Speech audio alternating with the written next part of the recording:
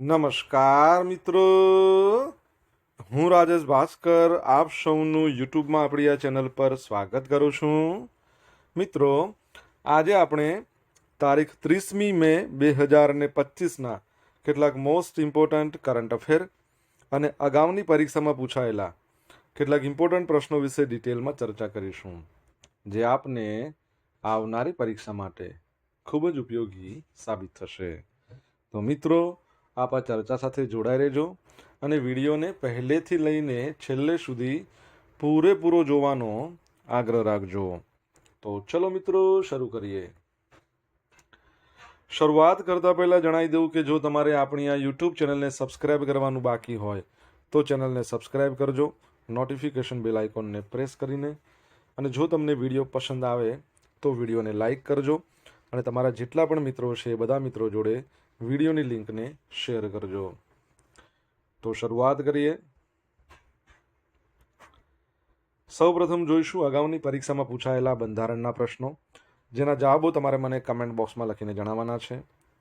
વિડીયોના લાસ્ટમાં જ્યારે હું તમને આ દરેક પ્રશ્નના જવાબ જણાવું ત્યારે તમારે ચેક કરવાનું છે કે તમે આપેલા પ્રશ્નોના જવાબમાંથી કેટલા પ્રશ્નોના જવાબ સાચા છે, અને જેટલા પણ પ્રશ્નો જવાબ સાચા હોય એનો આંકડો પણ તમારે કમેન્ટમાં લખવાનો છે કે 10માંથી આટલા સાચા છે. ડેલી જીકે ટેસ્ટમાં આપણે રોજ 10 પ્રશ્નો પૂછીએ છીએ, જેમાંથી 5 પ્રશ્નો બંધારણના છે. બાકીના જે 5 પ્રશ્નો છે એ ગુજરાતની ભૂગોળના પ્રશ્નો છે. તો તમે તમારો આન્સર આપો નીચે કમેન્ટ બોક્સમાં, અને હું આજના કરંટ અફેરનો પ્રથમ પ્રશ્ન છે એની શરૂઆત કરું છું. આજનો પ્રથમ પ્રશ્ન છે, તાજેતરમાં કયા સ્થળેથી વડાપ્રધાન શ્રીના હસ્તે ₹5,536 કરોડના વિવિધ 27 વિકાસ કાર્યોના લોકાર્પણ અને ખાતમુહૂર્ત કરાયા હતા? તો જવાબ આવશે ગાંધીનગર ખાતેથી. ક્યાંથી? ગાંધીનગર ખાતેથી. તો વડાપ્રધાન નરેન્દ્ર મોદી સાહેબના અધ્યક્ષ સ્થાને ગાંધીનગરમાં જે આવેલું છે મહાત્મા મંદિર, ત્યાં યોજાયું હતું 20 વર્ષ શહેરી વિકાસના કાર્યક્રમ અંતર્ગત એક પ્રોગ્રામ. વડાપ્રધાનના હસ્તે અહીંયા 5,536 કરોડના વિવિધ 27 વિકાસ કાર્યોના લોકાર્પણ અને ખાતમુહૂર્ત સંપન્ન થયા હતા. હવે લોકાર્પણ, ખાતમુહૂર્ત કરાયેલા જે મહત્વના વિકાસ કાર્યો છે એના બાબતે આપણે જોઈ લઈએ. તો પ્રધાનમંત્રી આવાસ યોજના હેઠળ 1,006 કરોડના ખર્ચે તૈયાર થયેલ 22,000થી વધુ રહેણાંક એકમોનું લોકાર્પણ. સ્વર્ણિમ જયંતિ મુખ્યમંત્રી શહેરી વિકાસ યોજના હેઠળ 17 મ્યુનિસિપલ કોર્પોરેશનને ₹2,731 કરોડ, 149 મ્યુનિસિપાલિટીને ₹569 કરોડ એના ચેકનું વિતરણ કરવામાં આવ્યું. અમદાવાદ ખાતે ₹1,000 કરોડના ખર્ચે બનનારા સાબરમતી રિવરફ્રન્ટ ફેઝ 3નું ખાતમુહૂર્ત. તમને ખબર છે ને, સાબરમતી રિવરફ્રન્ટ જે ડેવલપમેન્ટ કોર્પોરેશન છે એના અધ્યક્ષ ચેરમેન કોણ છે? IP ગૌતમ. પરીક્ષામાં પૂછાઈ શકે છે. શહેરી વિકાસ વિભાગ હેઠળ જામનગર, સુરત, અમદાવાદ, ગાંધીનગર, જુનાગઢ એના કુલ 1,447 કરોડના વિવિધ પ્રોજેક્ટનું લોકાર્પણ. જળ સંસાધન વિભાગ હેઠળ ₹1,860 કરોડથી વધુના પ્રોજેક્ટ્સનું લોકાર્પણ અને ખાતમુહૂર્ત. સુરતના કાંકરા ખાડીના કિનારે ₹145 કરોડના ખર્ચે તૈયાર કરાયેલા બાયોડાયવર્સિટી પાર્કનું લોકાર્પણ. માર્ગ અને મકાન વિભાગ હેઠળ ₹170 કરોડના પ્રોજેક્ટ્સનું લોકાર્પણ અને ખાતમુહૂર્ત. બનાસકાંઠામાં ₹888 કરોડના ખર્ચે બનનારા થરાદ ધાનેરા પાઇપલાઇન. તમને ખબર છે ને, હવે તો નવો એક જિલ્લો બની ગયો છે વાવ અને થરાદ, જેનું મુખ્ય સ્થળ થરાદ છે. 34મો જિલ્લો છે આપણા ગુજરાતનો. તો આ પાઇપલાઇન છે એના માટે 678 કરોડના ખર્ચે દિયોદર લાખણી પાઇપલાઇનનું ખાતમુહૂર્ત કરવામાં આવ્યું છે. ગાંધીનગર ખાતે 84 કરોડના ખર્ચે UN Mehta institute of cardiology and research સેન્ટરનું લોકાર્પણ કરવામાં આવ્યું. અમદાવાદમાં ₹588 કરોડના ખર્ચે 1,800 બેડ ધરાવતા IPD એ સાથે 500 બેડની સુવિધા ધરાવતા સાથેના ચેપી રોગ માટેના OPD આ બ્લોક્સનું પણ ખાતમુહૂર્ત કરવામાં આવ્યું હતું. તમને ખબર છે ગુજરાત સરકાર દ્વારા 2025ના વર્ષને કયું વર્ષ ઘોષિત કરવામાં આવ્યું છે? આન્સર આવડે તો કમેન્ટ બોક્સમાં લખીને જણાવજો. સેકન્ડ પ્રશ્ન, દર વર્ષે હિન્દી પત્રકારત્વ દિવસ ક્યારે મનાવવામાં આવે છે? તો જવાબ આવશે 30મી મે, એટલે કે આજનો દિવસ. 30મી મેના રોજ 1826થી ભારતનું પ્રથમ હિન્દી ન્યૂઝપેપર ઉદંત માર્ટેન્ડ જુગલ કિશોર શુક્લે દ્વારા બહાર પાડવામાં આવ્યું હતું અને તેમની યાદમાં હિન્દી પત્રકારત્વ દિવસ તરીકે ઉજવાય છે આપણા ભારતમાં. 30 મે 1826ના રોજ ઉદંત માર્તંડનો પ્રથમ અંક પ્રકાશિત કરવામાં આવ્યો હતો. તે દર મંગળવારે પ્રકાશિત કરવામાં આવતું હતું. ત્યારે બ્રિટિશ ભારતમાં અંગ્રેજી, ફારસી, ઉર્દુ, બંગાળી ભાષાઓના અખબારો દેશના અલગ અલગ ભાગમાં પ્રકાશિત થતા હતા. આ હિન્દીનું હતું. તમને ખબર જ હશે કે આપણે રાષ્ટ્રીય હિન્દી દિવસ 14 સપ્ટેમ્બરે મનાવીએ છીએ. વિશ્વ હિન્દી દિવસ ક્યારે મનાવવામાં આવે છે? જો તમને આન્સર આવડતો હોય તો કમેન્ટ બોક્સમાં લખીને જણાવો. LICએ વીમા વેચાણમાં ગિનીઝ વર્લ્ડ રેકોર્ડ સાથે ઇતિહાસ રચી દીધો છે. તો લાઈફ ઇન્સ્યોરન્સ કોર્પોરેશન ઓફ ઇન્ડિયાએ 24 કલાકમાં સૌથી વધારે લાઈફ ઇન્સ્યોરન્સ પોલિસી વેચવાનો ગિનીઝ વર્લ્ડ રેકોર્ડ પોતાના નામે કરી દીધો છે. વાત જૂની છે, ન્યૂઝ રિસન્ટલી આવ્યા છે. વાત છે 20 જાન્યુઆરી 2025ની. મેડ મિલિયન ડે એ પર 24 કલાકમાં 5.88 લાખ લાઈફ ઇન્સ્યોરન્સ પોલિસીઓ વેચીને ગિનીઝ વર્લ્ડ રેકોર્ડ બનાવ્યો LICએ. LIC એક નિવેદનમાં જણાવ્યું કે ગિનીઝ વર્લ્ડ રેકોર્ડ એ સ્થાપિત કર્યું છે શું કે 20 જાન્યુઆરીના રોજ LICએ ટોટલ 4,52,839 એજન્ટો એમના દ્વારા આખા દેશમાં 5,88,107 એટલે લગભગ કહી શકાય 6 લાખની આસપાસ લાઈફ ઇન્સ્યોરન્સ પોલિસી સફળતાપૂર્વક વેચી છે. LIC 1956માં એની સ્થાપના થઈ. હેડક્વાર્ટર આવેલું છે મુંબઈમાં. તમારે એના ચેરપર્સનનું નામ કહેવાનું છે. જો તમને આન્સર આવડતો હોય તો કમેન્ટ બોક્સમાં લખીને જણાવો.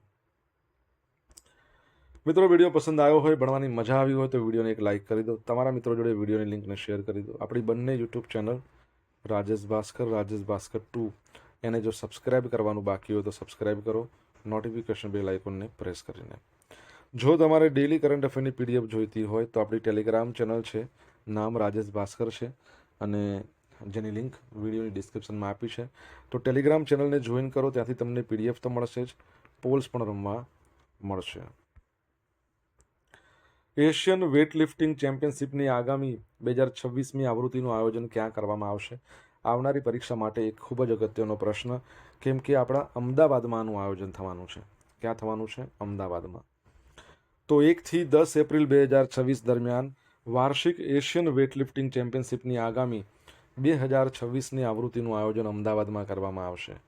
એશિયામાં રમતગમત સંચાલન સંસ્થા એશિયન વેઇટલિફ્ટિંગ ફેડરેશન દ્વારા 27મી મેના રોજ આની જાહેરાત કરવામાં આવી હતી. એકચ્યુઅલી આમાં કેવું હતું કે 2026નું આ જે એશિયન વેઇટલિફ્ટિંગ ચેમ્પિયનશિપ છે ને, એના માટેનું જે મુખ્ય હોસ્ટ છે ને, એ સ્થળ એટલે કે વેન્યુ અમદાવાદ નહોતું, ગાંધીનગર હતું. ગાંધીનગર મૂળ એશિયન વેઇટલિફ્ટિંગ ફેડરેશન દ્વારા આયોજન કરવા માટે પસંદ કરવામાં આવ્યું, પછી પાછળથી એને ચેન્જ કરીને અમદાવાદ કરી દીધું છે. હવે આ વર્ષે 2025ની વાત કરીએ તો એશિયન વેઇટલિફ્ટિંગ ચેમ્પિયનશિપ ચીનના જિયાંગશાનમાં યોજાઈ. ભારત બીજી વખત આનું આયોજન કરી રહ્યું છે એશિયન વેઇટલિફ્ટિંગ ચેમ્પિયનશિપનું. આની પહેલાં છેક 1982માં, બરાબર, ક્યારે 1982માં આનું આયોજન કરવામાં આવ્યું હતું. 43 જેવા વર્ષ થયા ને. 1982ના એશિયન ગેમ્સના ભાગરૂપે એશિયન વેઇટલિફ્ટિંગ ચેમ્પિયનશિપનું આયોજન કરવામાં આવ્યું હતું. પ્રથમ એશિયન વેઇટલિફ્ટિંગ ચેમ્પિયનશિપ 1957માં ઈરાનના તેહરાન ખાતે યોજાઈ હતી. જો એશિયન વેઇટલિફ્ટિંગ ફેડરેશનની આપણે વાત કરીએ તો 1958માં એની સ્થાપના. હેડક્વાર્ટર તમારે કહેવાનું છે પ્રેસિડેન્ટ મોહમ્મદ યુસુફ અલ માના. યાદ રાખજો. તાજેતરમાં કોણે બેંકોને પોતાના તમામ બ્રાન્ચમાં KYC અપડેટ પ્રક્રિયાની સુવિધા આપવાનો નિર્દેશ કર્યો છે? KYC મતલબ નો યોર કસ્ટમર, તમારા ગ્રાહકને જાણો. તો ભારતીય રિઝર્વ બેંક છે એને એક પરિપત્ર જાહેર કર્યો. બેંકોને તેમની બધી શાખાઓમાં KYC અપડેટ પ્રક્રિયાને સરળ બનાવવાનો નિર્દેશ આપ્યો છે. તેણે બેંકોને વિડીયો ગ્રાહક ઓળખ ક્રિયા CVIP ઉપલબ્ધ કરાવવાનું પણ કહ્યું છે. રિઝર્વ બેંકે જે નિષ્ક્રિય ખાતાઓ હોય ને એને સક્રિય કરવા માટે અધિકૃત વ્યવસાયિક સંવાદદાતાઓની મદદ લેવાની પણ સલાહ આપી છે. RBIએ જાન્યુઆરીમાં દાવો ન કરાયેલી રકમ નિષ્ક્રિય ખાતાઓ માટે નવી માર્ગદર્શિકા જારી કરી છે, જે હેઠળ ગ્રાહક ખાતાની માહિતી અને ચેકબુક વિનંતીઓનો સમાવેશ કરવા ઉપરાંત જો ખાતાઓ 2 વર્ષ સુધી બિન બેન્કિંગ સેવાઓ, નાણાકીય વ્યવહારો નહીં કરે તો તેમને નિષ્ક્રિય શ્રેણીમાં રાખવામાં આવશે. આરબીઆઈ બેંકોને એક વર્ષથી વધુ સમય માટે નિષ્ક્રિય ખાતાઓની વાર્ષિક સમીક્ષા કરવાનો નિર્દેશ આપ્યો છે. તેણે ગ્રાહકોને પત્રો, ઈમેલ અથવા SMS દ્વારા આ વિશે જાણ કરવાનો નિર્દેશ આપ્યો. વધુમાં તેણે ગ્રાહકોને તેમના ખાતાઓને સક્રિય કરવા માટે વધુ સમય આપવા માટે કહ્યું છે. રિઝર્વ બેંક ઓફ ઇન્ડિયા એનો એક્ટ આવ્યો હતો 1934માં.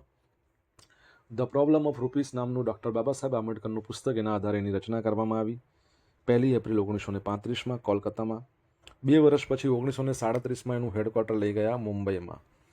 એના પ્રથમ જે ગવર્નર હતા એના માટે તમારે AB યાદ રાખવાનું.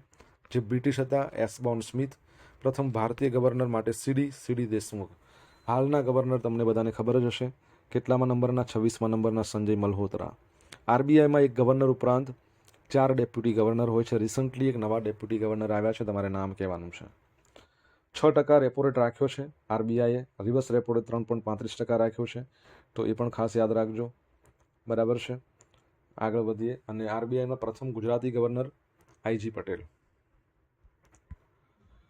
પર્વતારોહક કામિરીટા શેરપાએ 31મી વખત માઉન્ટ એવરેસ્ટ સર કર્યું. મેં તમને ગઈકાલે આના વિશે વાત કરી હતી, કેમ કે મને ગઈકાલે લેટેસ્ટ ન્યૂઝ મળ્યા હતા, એટલે આજે વિચાર્યું કે આપણે એના માટે એક લઈ લઈએ, ટોપિક જ લઈ લઈએ. તો પ્રખ્યાત નેપાળી પર્વતારોહક છે કામિરીટા, જેઓ શેરપા છે. 31 વખત માઉન્ટ એવરેસ્ટ સર કર્યો છે. માઉન્ટ એવરેસ્ટ એટલે 8,848.86 મીટર તેની હાઇટ છે. 27મી મેના રોજ 22 સભ્યોની ભારતીય સેનાની ટીમ સહિત પર્વતારોહકની ટીમનું નેતૃત્વ પરંપરાગત દક્ષિણ પૂર્વીય પર્વતારોહક માર્ગ દ્વારા વિશ્વના સૌથી ઊંચા શિખરની ટોચ પર કર્યું. આ સિદ્ધિ ઇતિહાસમાં સૌથી સફળ એવરેસ્ટ પર્વતારોહક તરીકે એમના વારસાને વધુ મજબૂત બનાવે છે. અને આ સિદ્ધિ માત્ર એમના ઐતિહાસિક મહત્વ માટે નહીં, પરંતુ હિમાલય અભિયાનો છે ને, એમાં શેરપાઓ જે કામ કરી રહ્યા છે ને, એમની મહત્વપૂર્ણ ભૂમિકા એ પણ અહીંયા દર્શાવે કે ભાઈ 31 વખત શેરપા પોતે ત્યાં માઉન્ટ એવરેસ્ટ ચડીને આવ્યા છે. તમને ખ્યાલ હોય તો રિસન્ટલી આપણે ભણ્યા કે પ્રથમ અંધ મહિલા જે માઉન્ટ એવરેસ્ટ ચડ્યા હોય એ ભારતમાંથી હિમાચલ પ્રદેશથી બિલોંગ કરે છે. શું નામ છે? તમને ખબર હોય તો તમે જણાવી શકો છો. બરાબર છે. આગળ વધીએ. સોશિયલ મીડિયાના માધ્યમથી તમે મારી જોડે કનેક્ટ રહી શકો છો. મારું ઇન્સ્ટા આઈડી છે rajesh.i.bhaskar. મારું ફેસબુક આઈડી છે RI ભાસ્કર.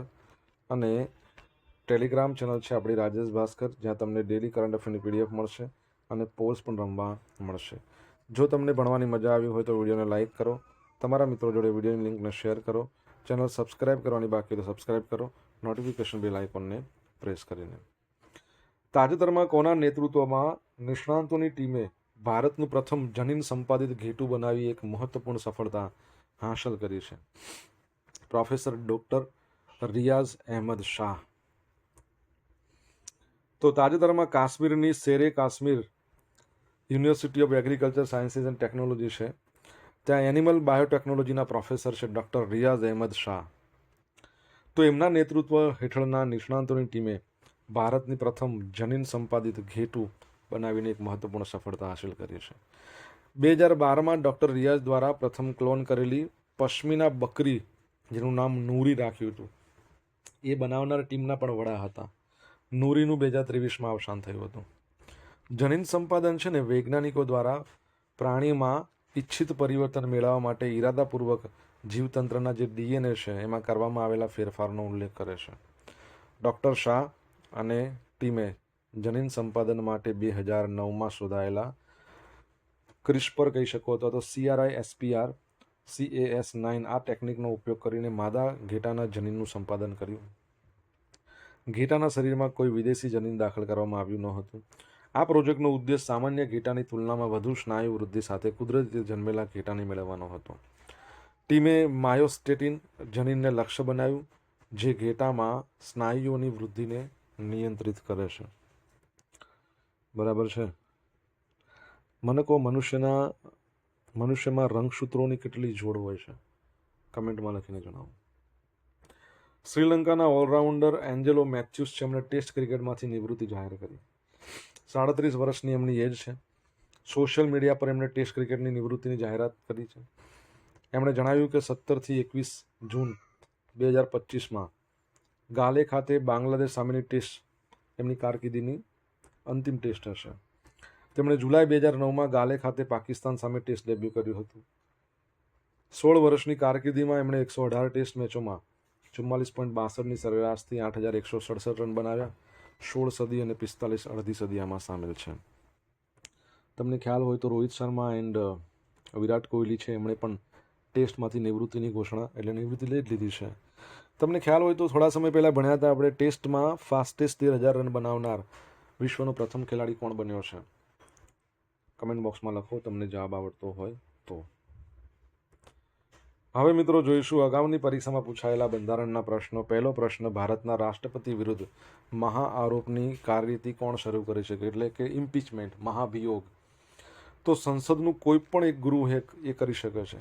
દરેક લોકસેવા આયોગના અડધાથી નજીકના સંખ્યાના સભ્યો દરેકે પોતાની નિમણૂકની તારીખે ભારત સરકાર હેઠળ અથવા કોઈ રાજ્યની સરકાર હેઠળ ખાલી જગ્યા વર્ષ સુધી હોદ્દો ધરાવતા હોવો જોઈએ. 10 3 યાદીઓ છે ને, રાજ્ય યાદી, સંઘ યાદી અને સંયુક્ત અથવા તો સમવર્તી યાદી. આ ત્રણે યાદીઓની વિગતો બંધારણની કઈ અનુસૂચિમાં છે? 7મી અનુસૂચિમાં. ભારતના સંવિધાનમાં જાહેર આરોગ્ય અને સ્વચ્છતાનો સમાવેશ કઈ યાદીમાં છે? તો રાજ્ય યાદીમાં છે. જમ્મુ અને કાશ્મીરની સત્તાવાર ભાષા કઈ છે? ડોંગરી. તો આ તો બહુ જૂનો પ્રશ્ન છે. અત્યારે તો ડોંગરી છે, હિન્દી છે, ઉર્દુ છે, ઇંગ્લિશ છે. આઈ થિંક 5 ભાષા છે: ડોંગરી, હિન્દી, ઉર્દુ, કાશ્મીરી. આ બધી ભાષાઓ 4 તો છે જ, બરાબર છે, ઇંગ્લિશ પણ. હવે મિત્રો જોઈશું અગાઉની પરીક્ષામાં પૂછાયેલા ગુજરાતની ભૂગોળના પ્રશ્નો. પહેલો પ્રશ્ન, ગોરખનાથનું શિખર ક્યાં આવેલું છે? ગિરનારની ટેકરીઓમાં. ગુજરાતમાં કયા સ્થળે જનરલ મોટર્સનું એકમ આવેલું છે? તો હાલોલ ખાતે. ગુજરાતમાં કયો પ્રદેશ ઈસબગુલનું વાવેતર માટે અગત્યનો છે? તો કચ્છ. શું આવશે? કચ્છ. ગુજરાતમાં બટાકાનું ઉત્પાદન સૌથી વધારે કયા જિલ્લામાં થાય છે? તો બનાસકાંઠા. સહકારી ક્ષેત્રે ગુજરાતનું સૌપ્રથમ ખાંડનું કારખાનું ક્યાં સ્થાપવામાં આવ્યું હતું? બારડોલીમાં. કઈ જગ્યાએ સ્થાપવામાં આવ્યું હતું? બારડોલી. હવે મિત્રો જોઈશું ગઈકાલે પૂછેલા પ્રશ્નોના જવાબ. પહેલો પ્રશ્ન, ગુજરાત સરકારે વિકસિત ભારત એટ 2047 માટે ઔદ્યોગિક નીતિઓમાં સુધારાના ઉદ્દેશથી કેટલી ટાસ્ક ફોર્સ સમિતિની રચના કરી? 12. ભારતની પ્રથમ વિસ્ટાડોમ જંગલ સફારી ટ્રેનની શરૂઆત ક્યાં કરવામાં આવી? તો ઉત્તર પ્રદેશ.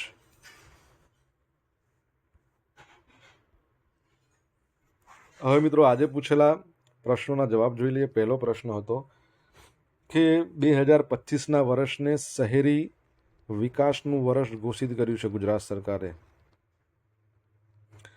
સેકન્ડ પ્રશ્ન હતો, વિશ્વ હિન્દી દિવસ ક્યારે મનાવવામાં આવે છે? 10મી જાન્યુઆરીના રોજ.